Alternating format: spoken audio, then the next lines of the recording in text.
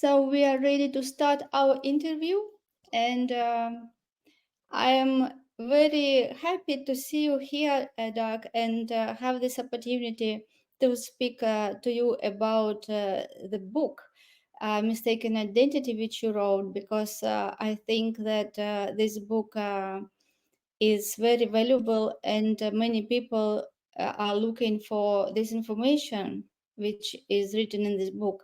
So this interview I would like to speak about you, and then about the book, and the next will be about people, why they need this book.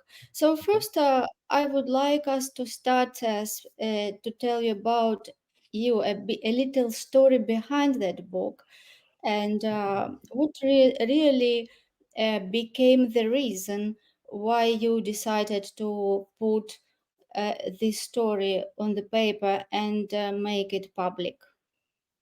Yeah, well, maybe we should start there. I guess it was around 2000, and I was struggling in a couple areas of my life. I did well in business when I finally figured that out, but the rest of my life, health and relationships and things like that, conflict, and I struggle a lot. Now you wouldn't have known it. On the outside, I looked like I had it all together, and we always hear these words, imposter syndrome. So certainly, I felt that way a lot. And my marriage had failed, or I'd wrecked it actually, and ended up in counseling. And the counselor was also a therapist and trained in working with young people in that endured abuse, adverse childhood experiences, they call them. And she started asking me some questions, and she kind of just dropped this hint that maybe there was abuse in my background. I go, there's no abuse in my background. I mean, I remember my parents were alcoholics and stuff, but no, there was nothing like that. Well, there was. And she discovered it and uncovered it. It was all blocked out for me.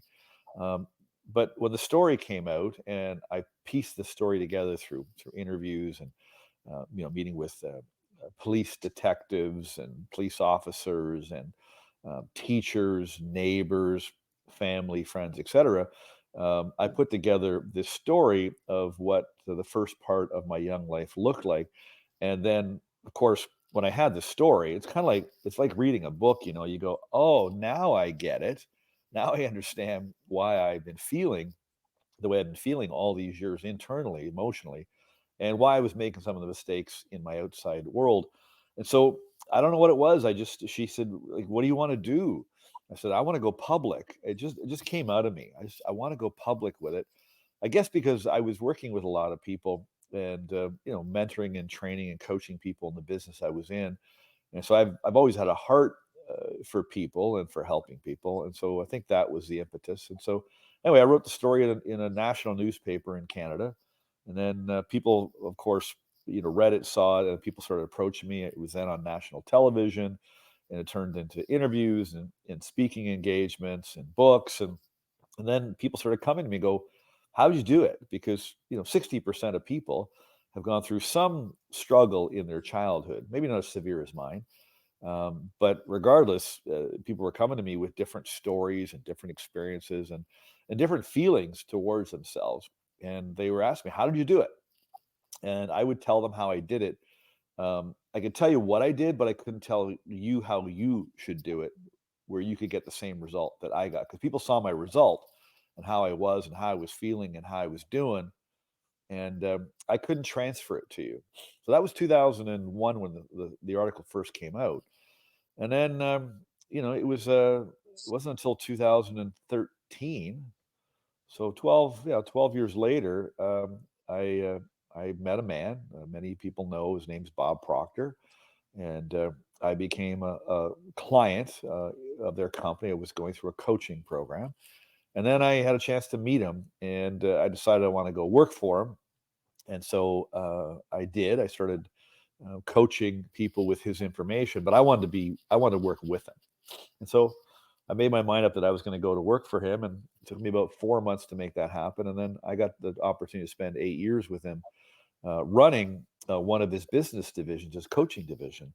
And of course, I was uh, uh, an earnest student because, again, I really wanted to figure out things for me, of course, but more importantly, I wanted to figure it out for you. I've always been a walk the talk kind of guy. Like I never thought I should tell people what to do unless I'd done it myself and proven to myself that I was an authority or I knew what I was talking about. And so I spent a lot of time really trying to figure out things that I did not know. And what I did not know when I met Bob was I did not know that my mind operates like a machine and it directs my brain and nervous system. I'd heard the terms mindset, and positive mental attitude, but I didn't really understand it. And I got excited by the opportunity that I could actually take control of my thinking and most importantly, my emotions, because my emotions were all over the place, and my emotions were actually kind of running my life in some respects. And so I spent a number of years doing that, and then what I also did not know, and it's talked about loosely, this idea that the self image, your view of yourself, your identity, how you feel about yourself, your opinion of self, is really what is controlling the machine, the mind, and your thinking. And I didn't have a great self-image. Again, you wouldn't have known that. It looked like I did.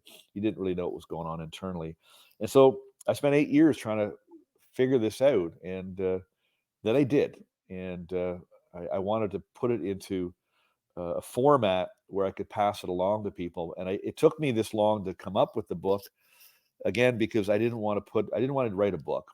Bob kept saying, "You should write a book, or you should write a book." I said, "I don't want to write a book, Bob. What I do want to do is I want to give people a solution, a system, something that actually works." Because I tried a lot of things that just did not work or just confused the hell out of me. And so that's kind of the book came out April of this year, and it's not really a book you read. It's a system, and so that's kind of where I'm at now. And so now I'm on a mission to just really attack, if you will, three villains, I think, that are causing people problems. I think the mental health system doesn't do a very good job of helping people with their problems, and it's only getting worse. It's now leaked into young people, and we're on kind of the third generation of mental health problems. It's getting worse. And then people they go to self-help, they go to the bookstore, or they go to these days online, they go to all these different places. Even here, you might be here watching today, searching for the answer to fix yourself, which is a problem. That's a mistake. I wouldn't try to fix yourself. I just try to be yourself. And so I'm trying to disrupt the personal development self-help industry because it's only confusing people more than it is giving clarity.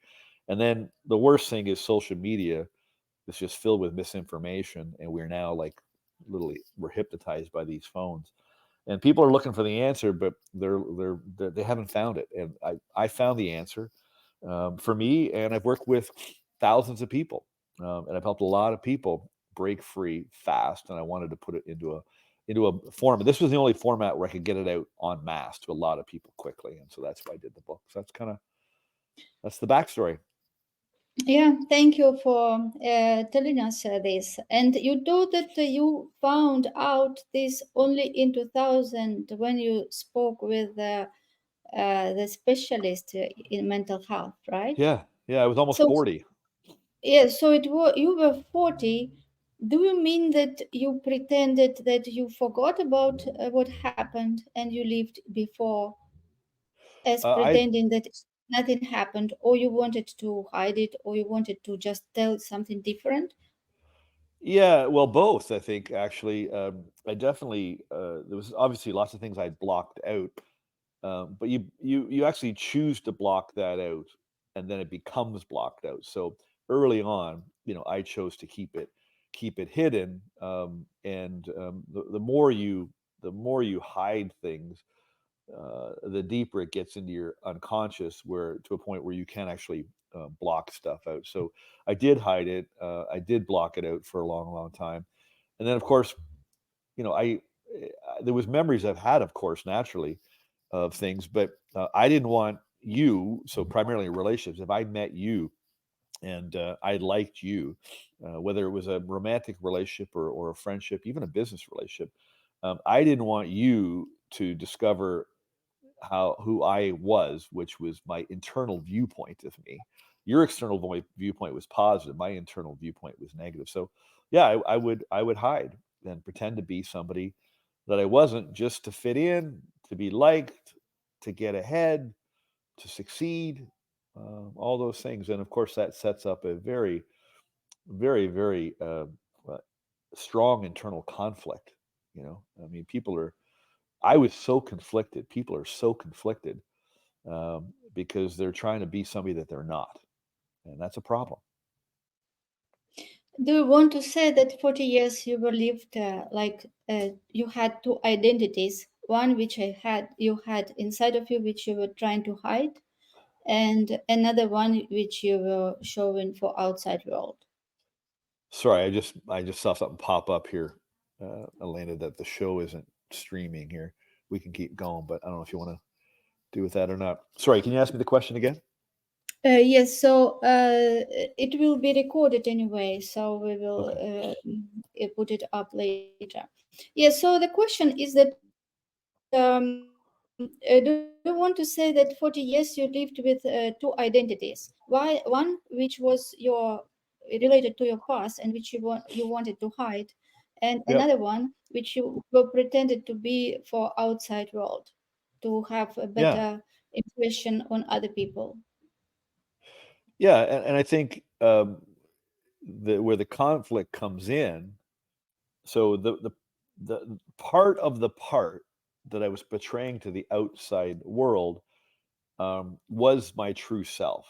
Okay, you can't hide your true self completely. I mean, it's not like you can put a black screen over your personality. It's more like a shade. You can see through it. And so, obviously, parts of my true nature and personality, big heart, caring about people, funny, kind, these positive qualities, they would show up.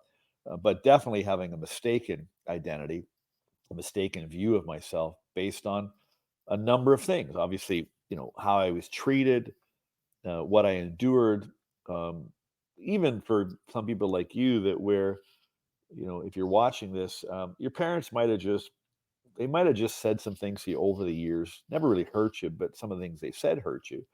And you end up, mistaken about who you are and what you're capable of. You're definitely mistaken about a lot of rules, values, and beliefs. I mean, my rules, values, and beliefs were really distorted because of what I went through.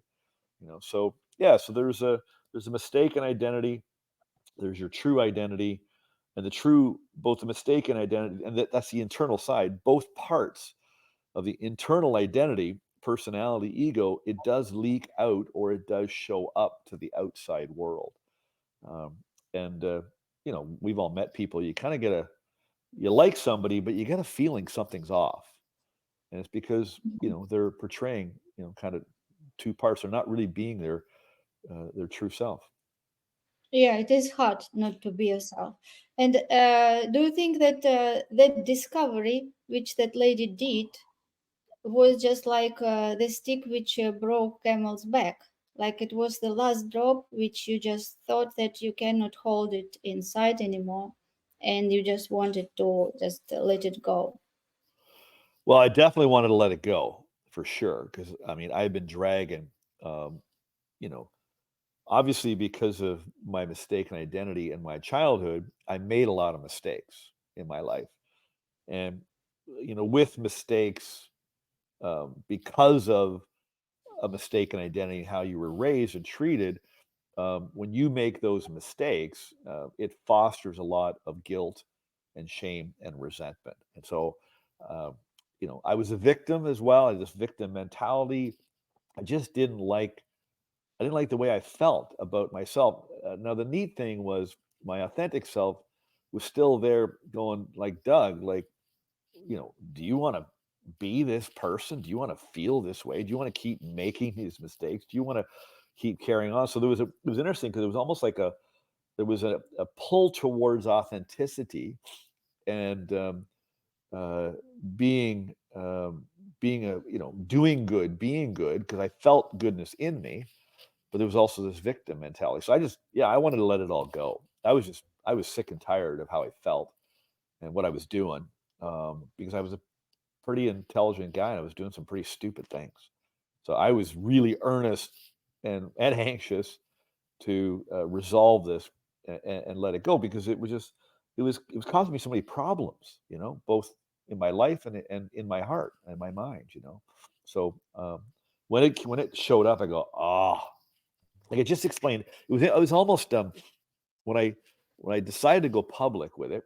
Um, I wrote this article fairly quickly, and I sent it into a bunch of places, and it got published fairly quickly after I originally decided to write it. It was literally within, gosh, I think it was about a few weeks, I think, from the time I wrote it to the time it actually showed up on the newspaper. And when I picked up the newspaper that day, I was scared.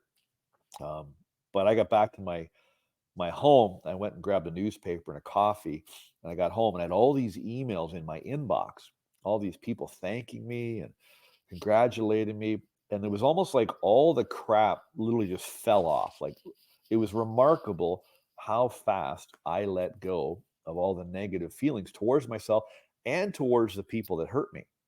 Like literally, it was almost like it was gone. And that was a blessing. It was a gift, but it was also it was quite a surprise. I didn't expect it to happen like that. So the truth shall. Yeah. I heard the idea the truth shall make you free. Well, I got Mhm. freed. Like it was literally I got out of prison. I got let out of emotional prison. Yeah, you got free from that heavy load which you Yeah, were carrying all this yeah, time, that's and right. it should be very bold decision, because not everyone can just go publicly and tell about being sexually abused or kidnapped and all these traumas openly and publicly. So how did you overcome this barrier? Yeah, because it is so many feelings, and it is not easy, definitely not easy to tell all the world Yeah, all these uh, uh, very dark moments of your childhood experience. and that's a good question because at the time, of course, a lot of people were asking me that very same question. In fact, I met a 14-year-old boy um, that was sexually abused by one of the men that had sexually abused me when I was 14. This guy had reoffended, and the mom saw my story, contact me, and I met this little boy, young boy, and he wanted to go public with his story. He saw mine, and he wanted his story in the newspaper. Now you weren't allowed to do that because he was a minor, and they keep the identity of young people hidden. Um, and so, luckily for me, I had this person. Her name is Ellen, and she was able to get me to see what telling the truth would do. Because I lied a lot. One of the chapters in the book is called "You're a Liar." So I lied a lot about a lot of things for a lot of reasons. Especially, I learned to do that early on. Um, so she helped me see the logic. She approached me in a very intellectual, objective person. My emotions came up a lot, but we didn't go after the problem or the resolution from an emotional perspective. She really got me to tap into my own intellect and my objectivity. And so I was able to see, go, yeah, that makes sense. Like it was logical to me, and so that was what I was able to do, and that's what I've done in the book is I've been able to um, show people the logic of why you could tell the truth or why you might want to tell the truth. Now, anybody can, not everybody will, and there's two things I discovered that, and it's two real strong forces that are stronger than ever these days. And the two forces, number one, was a compulsion to conformity. So we were expected to conform. We were told to conform. We were punished if we did not conform to the rules, the values, etc.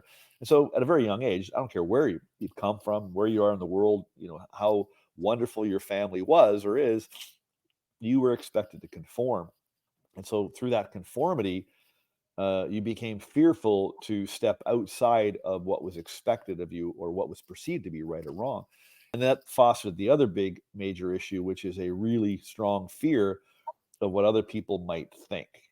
And so I just decided I am done with conformity and I will not live the rest of my life worrying what people think about me. Now, I did for years. It took me a long time to get over that, and I realized it shouldn't have taken me very long. It could have been very, very quick. I actually dragged it out. It shouldn't have been so hard to do it, but I made it hard. But that was really it. It was she helped me see it the way in a different way. She changed my perception, um, and I bought into the idea that I could help people. That's what really got me motivated. Is that my story could help other people?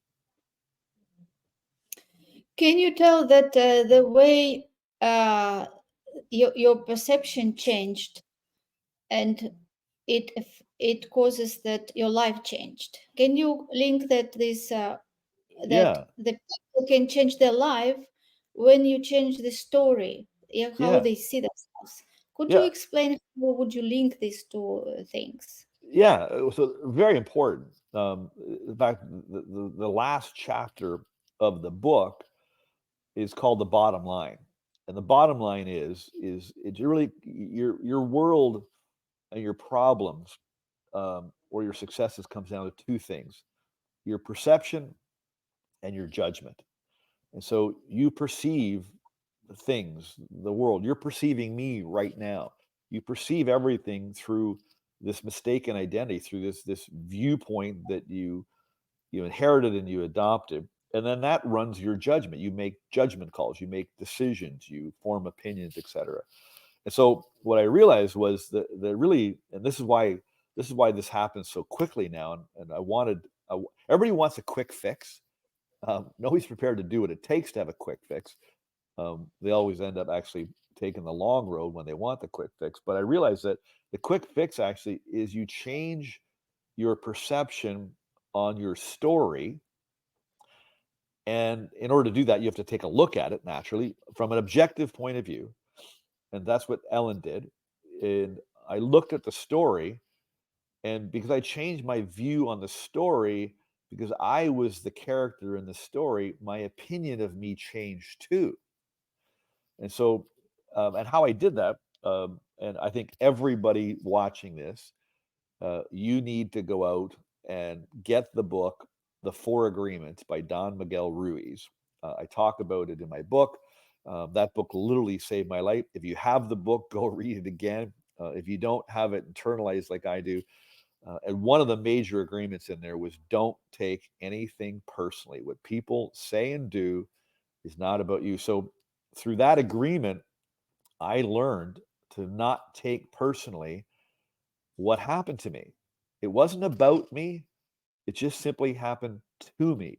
And what I realized was it could have happened to any other little boy. And I met that 14-year-old boy, as I mentioned.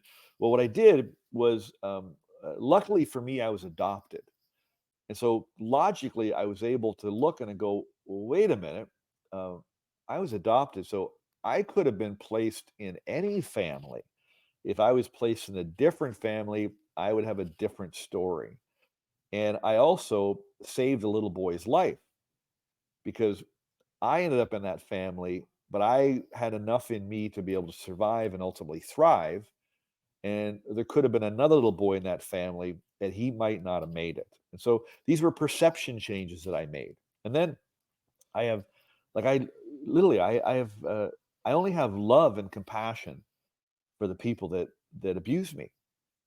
Truly, I went seeking the man that abused me for several years, as I wanted to hear his story and find out what happened to him that caused him to do what he did to me, because he must have had a story to do that. And I literally just wanted to meet him and hug him and coach him. I mean, I hired a private investigator to try to find the guy because I wanted to help him. So it was just change your perception on your story, you change your perception on you, and then you can be a lot more objective about your opinion of you, and the rules and values and beliefs that you inherited, and you don't conform as much, you don't worry what people think as much, and you're able to basically set your own new standards on how you live your life according to who you are, not who you were programmed or brought up to be.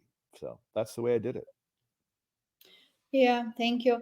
And if there would be one problem that this book would solve, what would be that problem? Well, geez, it solves a lot of problems, but I guess if I took all the principles in the book, there's 30 chapters, there's 30 stories and 30 principles. I would say, I think what it does is it gives you the understanding and the skill set to be yourself. That's what it does. Mhm. Um, it rids the notion that you have to fix yourself. It installs the idea that it's easier to be yourself. So I'd say that's what it does. It causes you to meet your true self, be able to be yourself, and then from there, it's a lot easier to find your calling, discover your purpose, do what you want to do, live the way that you want to live. So many people are trying to be somebody they're not, so therefore they're trying to live a certain way that's not who they are, and that creates a lot of confusion and a lot of struggle and a lot of anxiety. So I'd say that's it. Yeah, and I heard you once you told that don't look for purpose in life, Yeah. but get rid of mistaken identity and connect to your true self, Yes. and then you will know your purpose. Yeah. Could you please tell a bit about this? Yeah. Well, I read a book. I can't remember the author's name. It was called Callings. And I was like so many people. Anybody that's in, I think in business, sales, or whatever. I think a lot of these days, more and more people are have been introduced to searching, seeking. Why am I here? What's my purpose? People are wanting to grow, and naturally want to be better. And so, of course, I was seeking too. And I got this book called Callings. Now, I don't remember the book at all. I only remember one thing from the book. He said, "You don't find your calling finds you." I go, wow, what a relief. I didn't have to go seeking. And so what I realized is that um, so many people, and the self-help business does this, and personal growth and does this, you know, find your purpose, find your true calling, do what you love to do, but you won't find it if you have a mistaken identity, because your view is distorted, your perception is distorted, and so people are so frustrated trying to find that and find meaning in their life, and peace and joy in doing what they love to do, and when they haven't been able to find it, what they've done, and the industry does it too, it causes you to turn on yourself, and you start to give yourself a hard time, and you think there's something wrong with you. And that was me too. I realized there was nothing wrong with me at all. I used to ask myself that for years. What's wrong with me? What's wrong with me? What's wrong with me? I never got an answer because there's nothing wrong with me. And uh, I was pursuing it the wrong way. And so what I realized is that when I rid myself of my mistaken identity, so you don't have to create this new self-image or anything like that. And in fact, if you try to create a new self-image like everybody tells you that's what you're supposed to do, well, you're probably going to get in trouble, because you can't just make up a new self-image. In order to make up a new self-image, you have to realize that the image you hold of yourself, or the image you hold of yourself, you have to see it that it's not true, and that's this mistaken identity. And so when you rid yourself of your mistaken identity, you meet your true self, and then your calling and your purpose reveals itself to you. It's remarkable how easy. I was talking to a client the other day. Um, I take people through this book over 45 days, and she said it was just remarkable. Um, she goes, I always thought I wanted to do this and be that, and for years I thought that's what I wanted to be and do. She goes, now I realize I never really wanted that. I wanted that because I thought that's what I needed to do, you know, to to be what everybody else wanted me to be. Because this is what I want to do. And she goes, I just feel so calm and I feel at peace. And, I've been struggling for years. And she goes, I've never felt this way. She's over 50 years old. She goes, I've never felt this way my entire life. She goes, I'm free. And that's the ticket.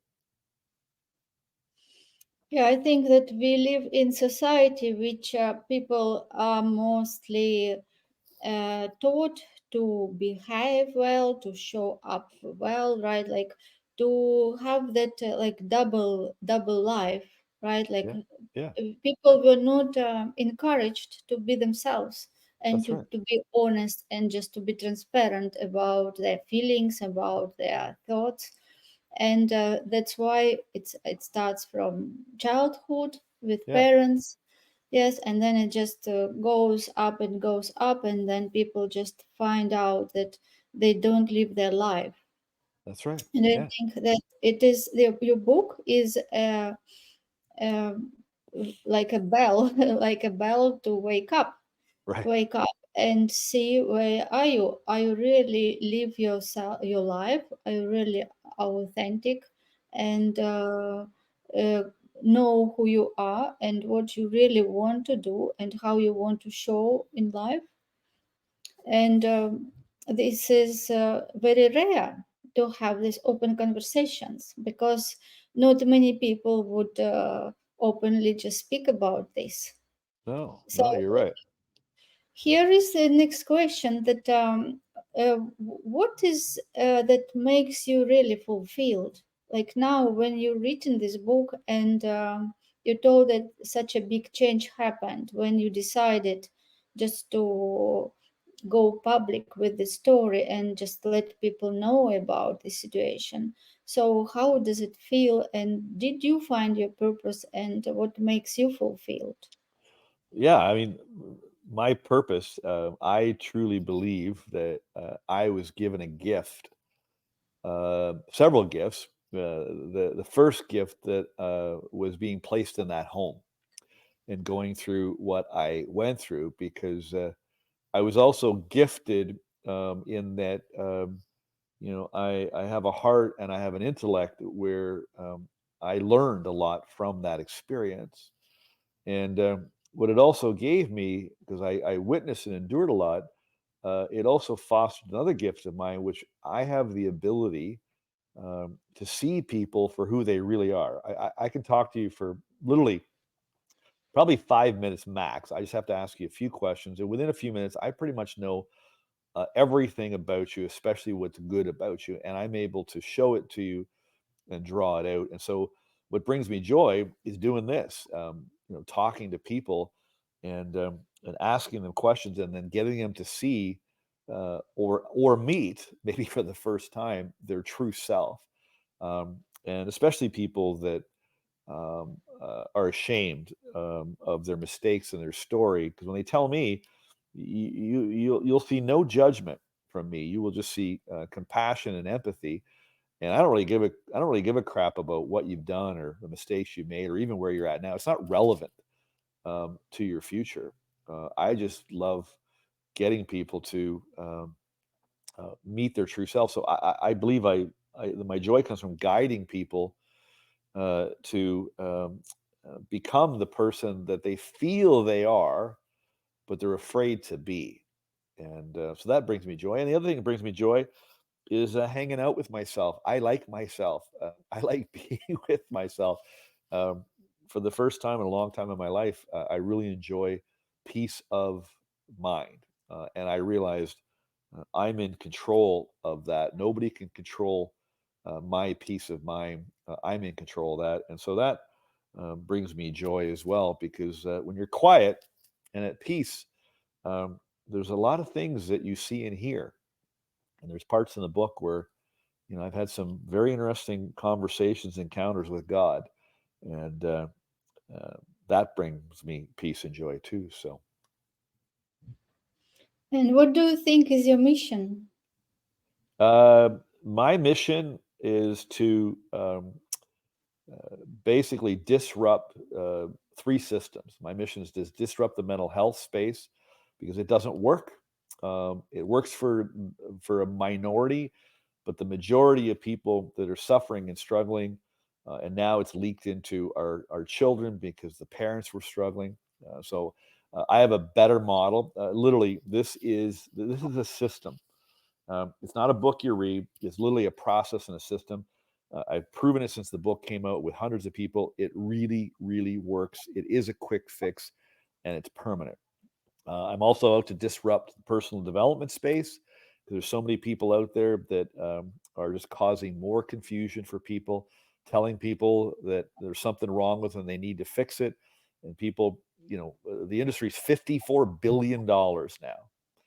And there's a lot of good people out there trying to do good work, but it's causing confusion primarily because most people, the reader, the person watching the video, definitely doesn't understand.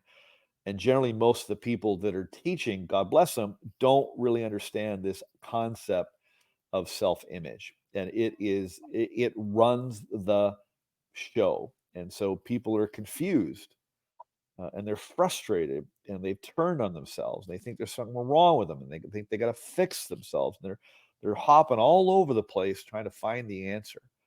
And then lastly is really disrupt uh, social media, because social media it's a terrible, terrible thing, and it's causing a lot of harm because it's fueling the first two problems I just mentioned. And so I'm basically on a mission just to get people.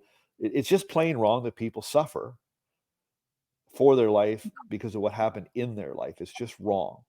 And so I'm out to see change that, just change your view on you, and literally, I guess I'm on a mission to end judgment about yourself, so you'll end judgment towards other people. Yeah, great. And you told that you made this decision in 2001, and your book was published just this year, right? Yeah, yeah, So it took 22 years. it did. Yeah, yeah. I remember You working with think Bob. it, Sorry, go ahead.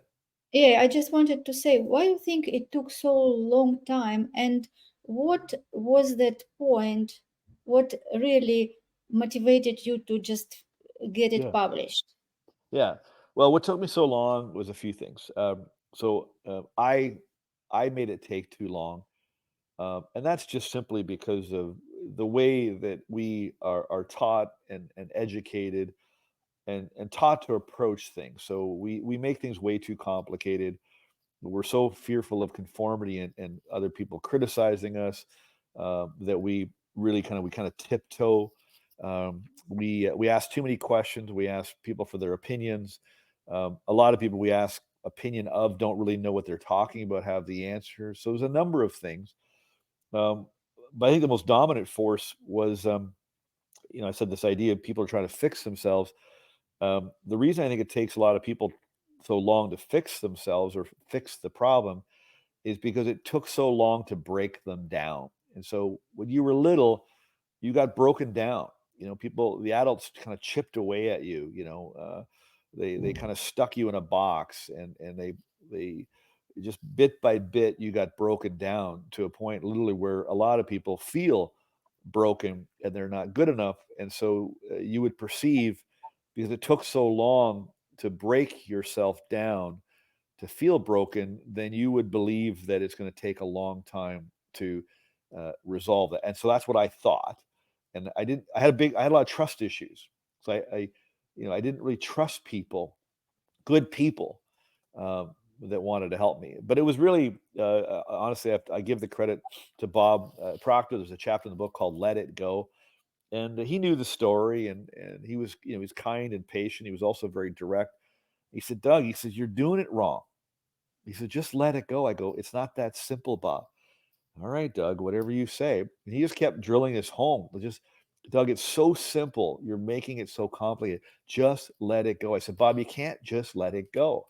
And he'd laugh, or he'd smile, or sometimes he'd ignore me, because I wasn't listening.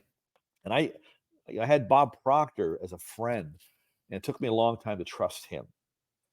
And Mm. so trust is an issue. Forgiveness is an issue. I discovered, the key to forgiveness, which can happen lightning fast as well. Forgiveness is actually true forgiveness is forgetting. And so, yeah, I guess um, it took me a long time, and people would say, "Well, Doug, you're different, and it took you 20 years." I'm telling you, it doesn't have to take long. There is a quick fix if you're willing to do the things to make it happen quick. And with my clients, and taking people through this book, I now tell people my biggest challenge. Like, I know the book works. I've had people just read the book, and there's been transformation. But for a lot of people, the book isn't stronger than your mistaken identity, or your wounded child, or your broken self, whatever, however you view yourself. So, but me, combined with the book, I'm way stronger. Your mistaken identity will never be stronger than me. And so, if I can talk to you, my biggest job is to convince you how simple and how fast this is. Um, but I dragged it out, and it was really the turning point. Was Bob just kept repeating, "Let it go, let it go, let it go, let it go." And then when he passed, when he let go, and I had to let go of him here in this world, that was probably that was really the turning point where I go, all right, like, enough is enough, Doug. Like, I mean, how long are you going to wait to give people the answer that you discovered that worked for you? And I was afraid to write the book. I was afraid what's in the book. It's very open, and there was parts that I'm writing. I go, geez, do I want to put this in the book? And I just, my true self would go, Doug, or like in Bob's voice, Doug, just write the book. And so it's very wide open, and it's very honest, and it's very direct. It's very, very direct. So I think that was it. Let it go. If you're watching or listening, just let it go. Let it go. I'll just keep saying the same thing. Let it go. Yeah, yeah. I think that it also could be the reason because we all have so much fear of being judged Yep. that it is just go open to the world and just tell everything openly what happened to you. Yeah. It is, and also when it is like a wound, yes, Yeah. like it feels like a wound. But I think Well, that when you step out and did that, that wound, you felt that it was healed. Like you don't feel that wound such as you no, did before. no, but you got to get this straight, okay? Our culture and our system and the mental health system, the social system, it does foster a paradigm that causes us to drag it out. Okay, the way we approach this does drag it out. Um, Basically, there's three stages that I take people through, whether I'm working with you, or in the book, or you're going through the book with me, and it's learn, unlearn, and relearn. And so, first step is you got to learn what is a mistaken identity. How does it run your life? What is yours, and how did you get it? Where did it come from? You got to learn that. Now you have to do a whole lot of digging into the past, but I ask you some questions that brings the past up, and then you have to unlearn. You have to rid yourself of all the lies. One of the chapters called "The Big Con," and another chapter is called "Poison." There's all these things that you just believe. There's things that are in your subconscious you believe, you're not even aware that they're there, or that you believe. So you have to unlearn. You have to rid yourself of some of these things that you adopted or were drilled into you, and then you got to relearn. And you have to relearn certain rules, certain standards on how your mind works. Make sure you operate your mind properly, because it is a machine. It runs your brain and nervous system, and it's directed by how you view yourself. So all you people out there trying to get ahead and manifest and attract and achieve goals, if you're suffering or struggling, or you're stuck at a certain level, it's because you have a mistaken identity. And if you don't rid yourself of that, you're going to stay where you're at. Yeah. So can we say that this book is a guide, Yes. to get you to your true self the shortest way Yeah. possible. Yeah. When you become aware of your mistaken identity and then let it go and become yourself and find out who you truly are and find out your purpose in life and just Exactly. become free of Yeah. all that load which you were carrying before. Yeah, basically it is a process because people they kept asking me how'd you do it. So I wanted to lay down a methodical way that I did it. And when I tell people, like I say, listen, I don't want you to buy the book, okay? I want you to read the book. I just got to get you to read the book, or what I say, do the book. And what I mean is that you read the chapter. The chapter only like 3 or 4 minutes long, and at the end of each chapter, there's a couple really direct questions that I ask you. And I tell people, don't buy the book to fix yourself or anything like that. Get the book and read the book, but let the book work on you. There's nothing for you to do. All you got to do is read, and then all you got to do is answer my questions. Now we're going to give your audience, Elena, the book for free, and I have video lessons where I explain each chapter and the action steps, and we'll give you the workbook too. And so all I want you to do is let the book work on you. I'm working with a lady one on one in the UK, and so she's going through the book every day, and we message and I just have to keep reminding her. I go, just let the book do the work. There's nothing for you to do. Just read, watch the video, get your pen out, and just answer my couple little questions. That's all you got to do, and then go about your day. The book will work on you. There's nothing for you to do other than those three things. Just let this book work on you. It's like what they call it's like a tincture, you know. So each chapter is a little drop. You know, if I take this glass and I just drop in chapter one, and then you take chapter two, and then you take chapter three, and over 30 days, over 30 chapters, and you mix it all up, and everything becomes clear. And that's the way the book is built. So just if you're going to get the book, read the book, but please let me and let the book work on you. It's almost like I'm working with you with the book as the map. This is the I'm the like the teacher. This is the roadmap. Just let me and the book work on you. And if you do that, you will see something pretty remarkable happen, and you will like who you meet. I guarantee it. Yeah. So for people who are watching us, yeah, I would say that if you feel that you can be more and do more and have more, and you feel that there is some this like argument between what you want to be, who you want to be, and who you feel you are, this is the right book to read because this is the guide how you can identify that mistaken identity. Because I think that the most important thing is that people become aware that they have that mistaken identity and that ego which controls everything in their life.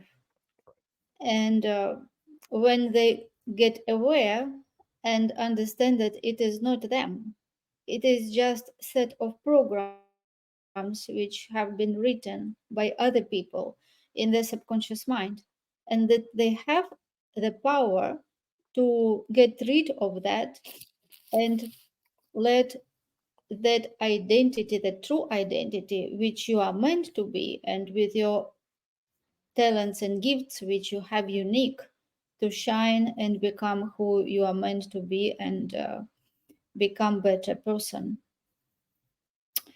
Yes, so thank you very much, Doug, for this interview and for the gift for people who listen this audio. I plan to do book club from January, and yeah, I put this book as one priority to study because I think that people need this, and it is not often that they can find such an open and honest conversation. And I think that in this book, many people can see themselves as in a mirror, and they can see that you could do that, you could change, and you could let it be public. So I think many people also will be motivated not to keep it in themselves, but just speak to somebody, just let it go and understand that it is something in that situation that was for you. Yeah, because we have this, as we discussed, perception. If we change perception, how we look at situation, the situation changed, right? And sometimes the worst situations in our life becomes the best because of those situations that happened to us. We today have this awareness and we have that experience, and we can help people who were the same. Yeah, absolutely. No, that's bang on. Um, and you don't have to tell your story to let it go.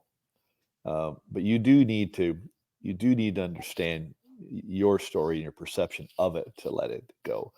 Um, I mean, if I can just say one more thing, um, it's kind of like I spent 20 years trying to figure out how to get up the mountain, and I can save you 20 years because I spent years in books and therapy, all kinds of therapy, Reiki therapy, hypnotherapy, massage therapy, therapy, counseling, psychotherapy, books, coaching programs. I mean, you name it. I did it all for 20 years. And, um, the nice thing about having a guide that's gone ahead of you, they can shorten the timeline and they can shorten the pain. And I built this book this way to be able to do that because I think it's just wrong that people suffer their whole life and they go to their grave suffering and they raise children that suffer. That's just plain wrong. So if I could help you end your suffering and end your judgment, I'd like to be able to do that. Yeah, thank you very much for such a great interview, for your time Thank and you. for your, and I'm sure that many people will have value from this conversation and will read the book. Thanks, Elena. I appreciate it. Yeah, thank you Yeah. very much, and we'll speak again. All right. We'll see you soon. Thank you. See you. Take, all Bye right. See you. bye. Bye bye.